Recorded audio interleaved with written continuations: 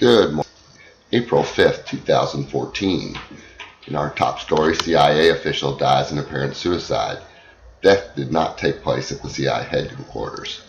A senior CIA official has died in apparent suicide this week from injuries sustained after jumping off a building in Northern Virginia, according to sources close to the CIA. CIA spokesman Christopher White confirmed the death and said the incident did not take place at the CIA headquarters in McLean, Virginia. Guys, I just wanted to point this out because it's kind of scary when people who know or have positions that you would think they would know something more than the general public commit suicide. Now, this could just be a case where he was suffering from some kind of depression or something happened in his life. But it did make some of the national feeds on the internet, so I thought it was worthy to point out. Per Reuters, Japan has ordered a destroyer in the Sea of Japan to strike any ballistic missiles that may be launched by North Korea. Pyongyang fired a Rodong medium-range missile over the sea, as a government source said on Saturday. Japanese Defense Minister Odinara issued the order on Thursday, but not make it public in order to avoid putting a chill on renewed talks between Tokyo and Pyongyang. The first in more than a year, local media reported it earlier. The defense minister made the order from April 3rd through to the 25th to prepare for any additional missile launches, the source said. Now it's posturing between North Korea and Japan. Curious what South Korea is doing on the same front. So this guy in North Korea is just crazy, and we need to keep an eye on him. And guys, I wanted to give you a report that Maui suspects first Ebola cases as regional death toll tops 90. I've noticed this morning a lot of chatter about Ebola. So Reuters says Maui said it had identified its first possible case of Ebola since the start of an outbreak in the neighboring Guinea, adding to fears that the deadly virus was spreading across the West Africa. More than 90 people have already died in Guinea and Liberia in what medical charities Medicine Sans Frontières, or MSF, has warned could turn into an unprecedented epidemic in impoverished regions with poor health services. Foreign mining companies have locked down operations and pulled out of international staff in mineral-rich Guinea.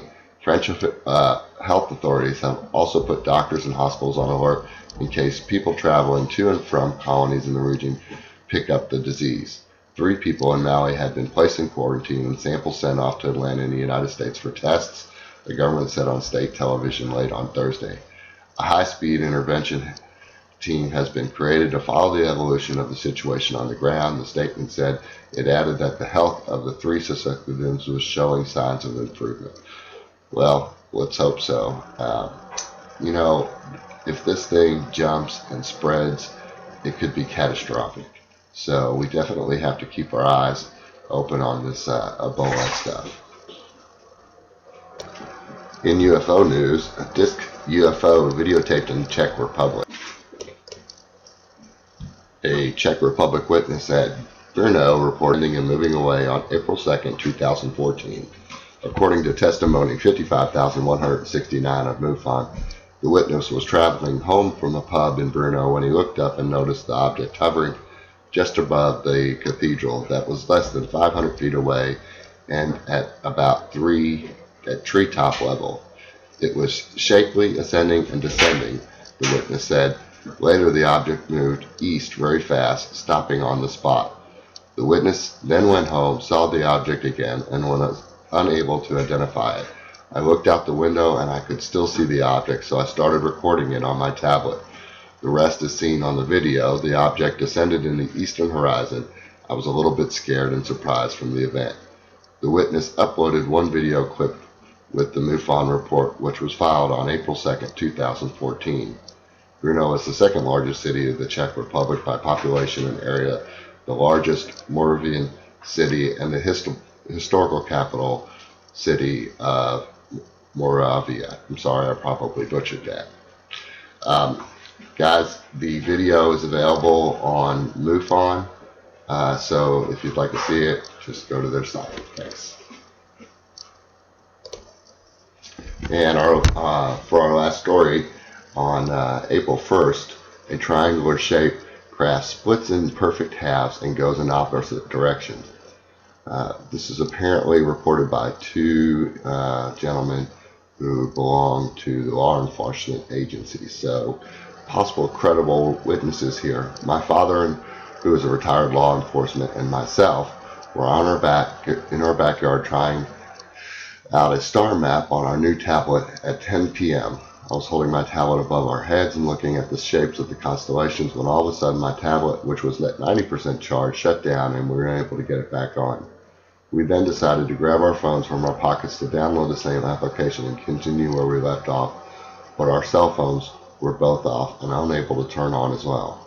So we just started looking at the sky thinking nothing of it when my mother opens the back door and says to my father, "The lights in the house are flashing on and off rapidly." We then noticed both houses next to ours are doing the same. So my father, being retired law enforcement, starts to assess the situation when he says to my God, look at that. Me and my mother, of course, look, and we all see the triangle-shaped craft that kind of appeared out of nowhere. It was coming from one horizon to the other.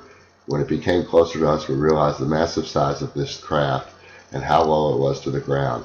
It couldn't have been more than 500 or 600 feet up. As it slowly moved over our block, the flickering lights became more rapid, and as it became overhead, the lights were completely out on the entire block, and it became almost pitch black. As it headed towards the opposite horizon, it gained altitude and then completely stopped in the sky. Then the triangle separated perfectly in half. It hovered there for about 2 or 3 minutes, and without making any sound, both halves went in opposite directions at an incredible rate of speed. Once the craft took off, almost instantly the lights in the house, along with every house we could see, turned on at the same time. Interesting story, and rather newsworthy for our site. So please enjoy the day and have a nice, safe Saturday.